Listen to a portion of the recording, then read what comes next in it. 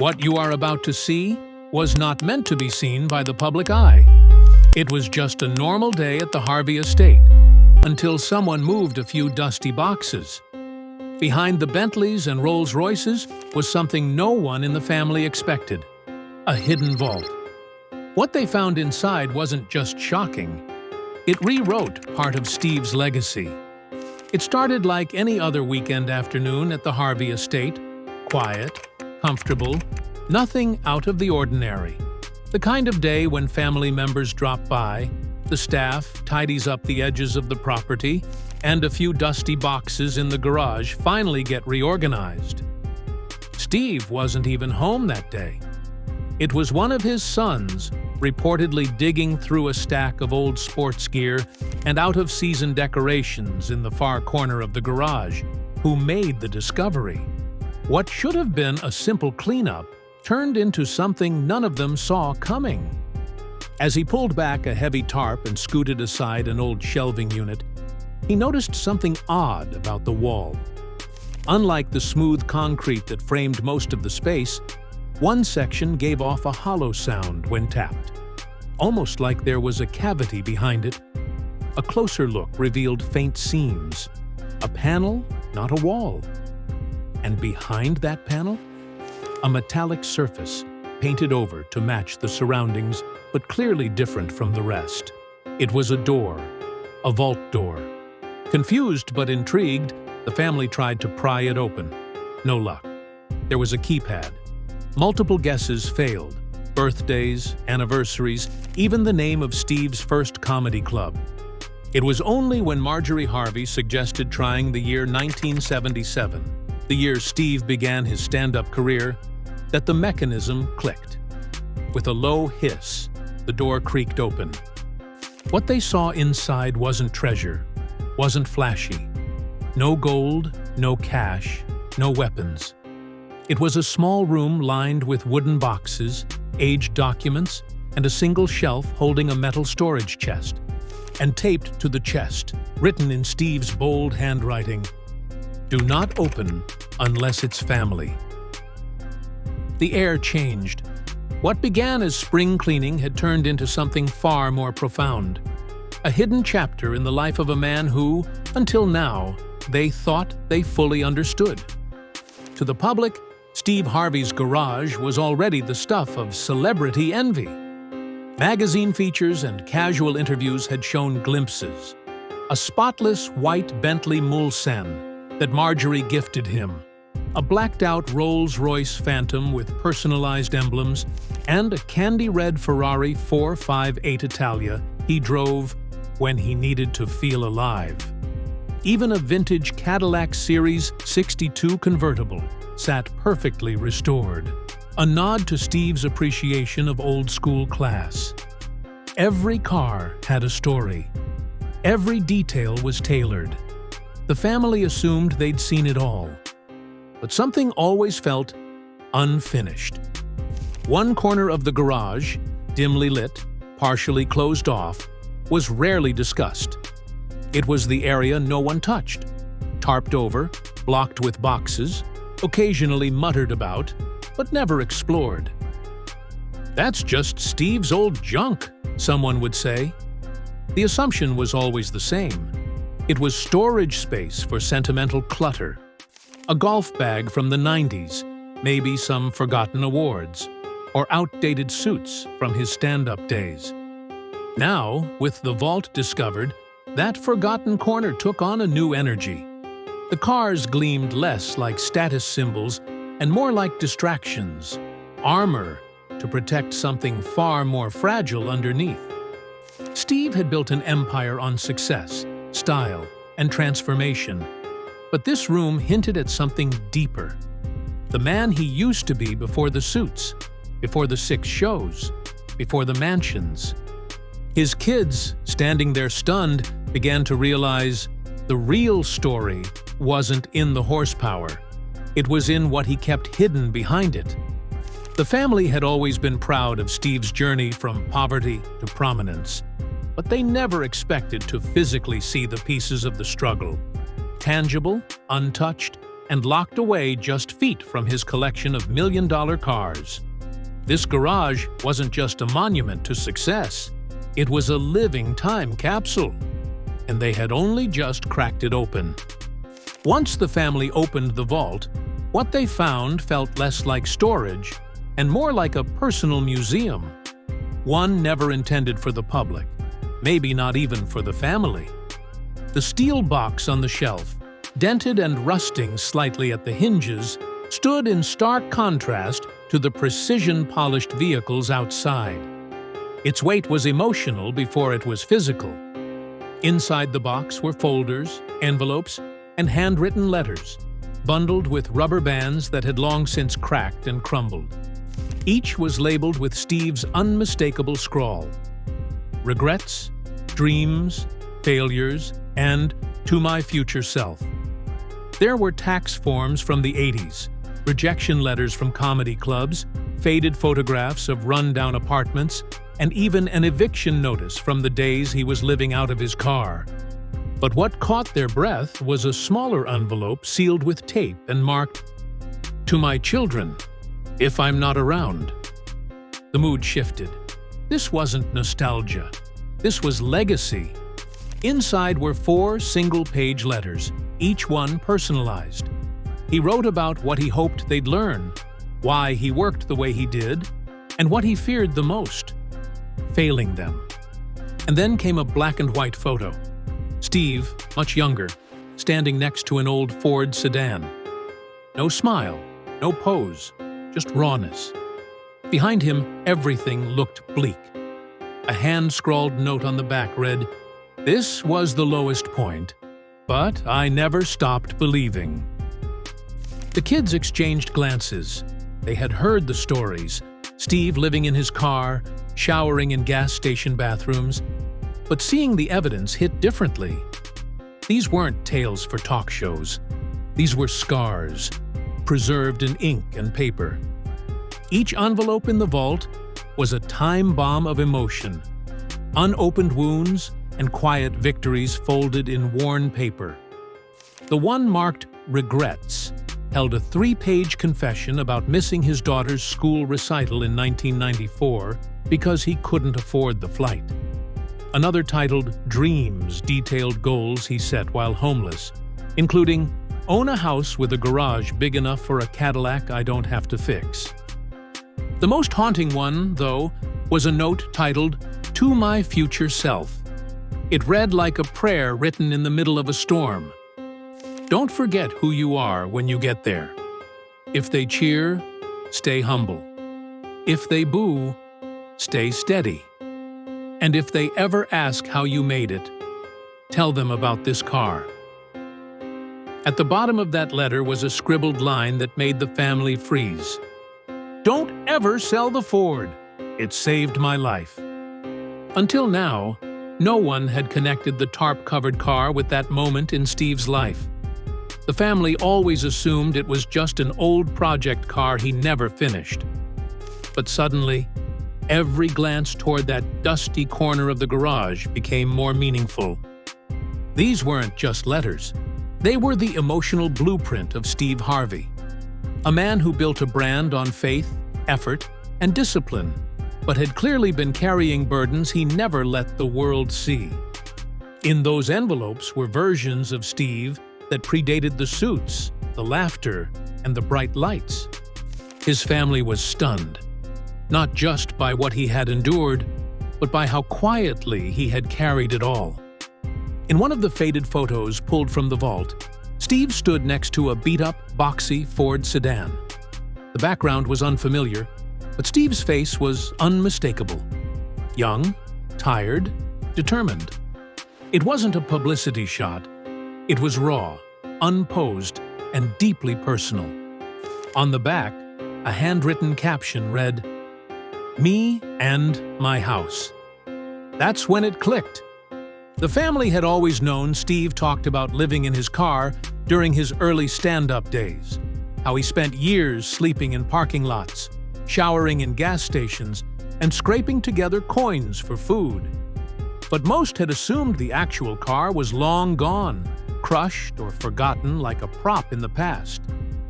Until someone remembered, there's always been a junk car tucked in the far corner of the garage, covered with a tarp. No one had ever asked about it. No one dared.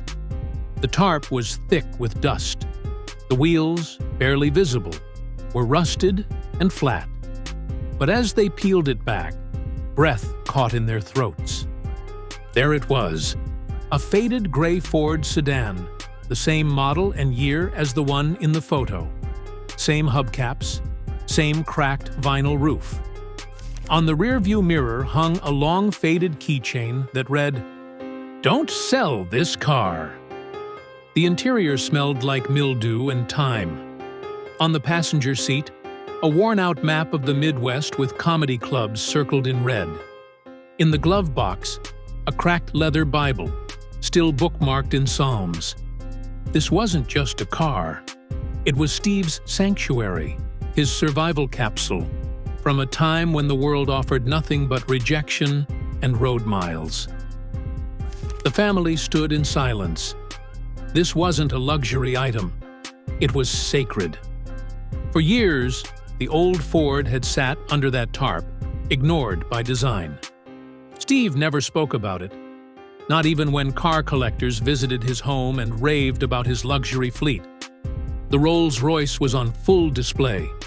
The Cadillac convertible often took center stage, but this rusted sedan was tucked away like a secret, a ghost of who he used to be.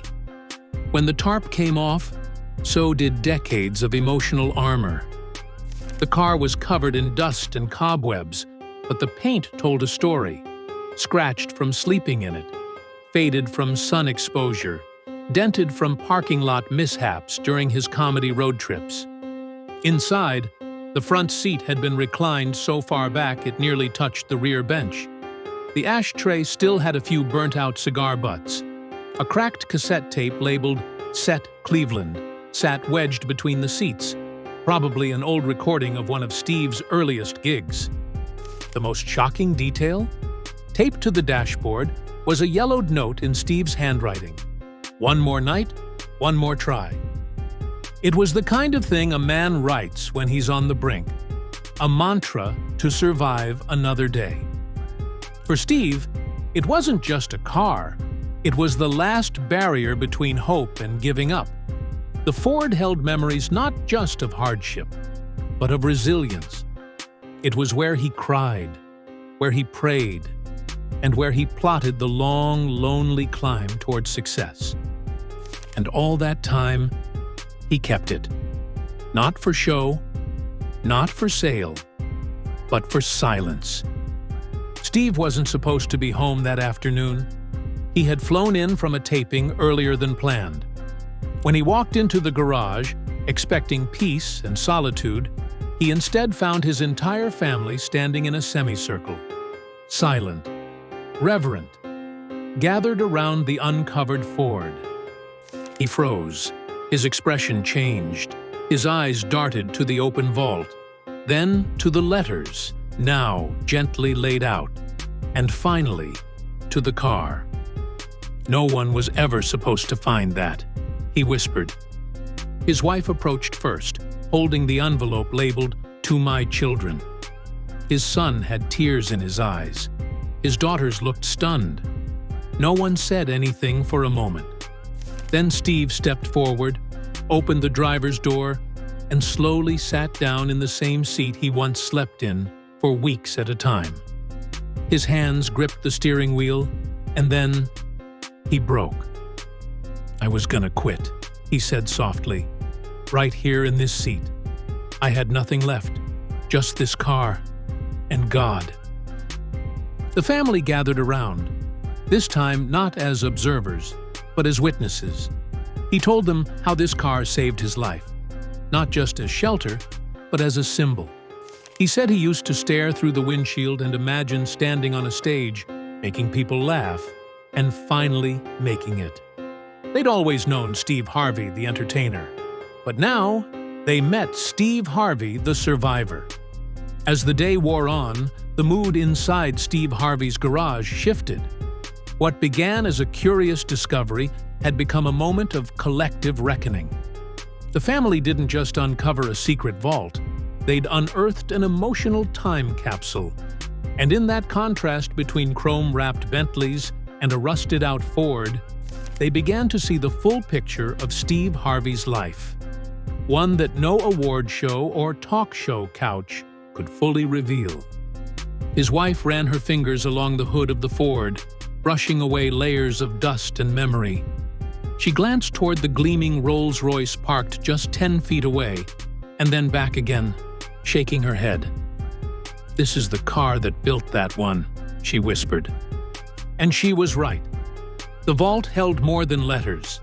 Tucked away inside a file folder were canceled checks from Steve's first comedy gigs, some for as little as $25. Receipts from dollar menu meals and oil changes he could barely afford. There was a frayed photo of Steve holding his kids outside a Motel 6, and taped to the back wall of the vault was a vision board made of magazine cutouts, dated 1991. It had a photo of a crowd, a microphone, and a house circled with red marker. One day. The family stood among Steve's fleet of ultra-luxury vehicles, but all eyes were on that Ford. It wasn't polished, valuable, or even functional, but it had something none of the others did: meaning. In that moment, the garage became more than a showroom. It was a museum of Steve's pain, perseverance, and progress. His daughter later said, "That car was his past." But the fact that he kept it? That was his way of never letting success make him forget where he came from. After the emotional shock wore off, Steve made a decision that surprised everyone. He wasn't going to hide the car again. In fact, he wanted to restore it. Not to make it shiny or valuable, but to preserve it exactly as it was. A rolling memory. A testament to the lowest point in his life and how close he came to giving up. He hired a private team, not his usual car detailers, but craftsmen who specialized in restorative preservation. The goal wasn't to erase the pain, but to protect it. The rust would remain. The old Bible would stay in the glove box. And that dashboard note, "One more night, one more try," would be sealed under glass. But more than that, Steve decided to display it publicly. Quietly, without fanfare, he commissioned a space in a youth mentoring center, somewhere young men and women could walk through the same door he once did. Not into a Rolls-Royce showroom, but into a room built around a beat-up car and a story of struggle. He paired it with excerpts from his letters, blown up and framed. The one labeled "Regrets" read, "I didn't always do right, but I kept moving. Because if you stop, even for a second, the world will forget you." It became clear to everyone that Steve wasn't just trying to leave behind wealth or a television empire.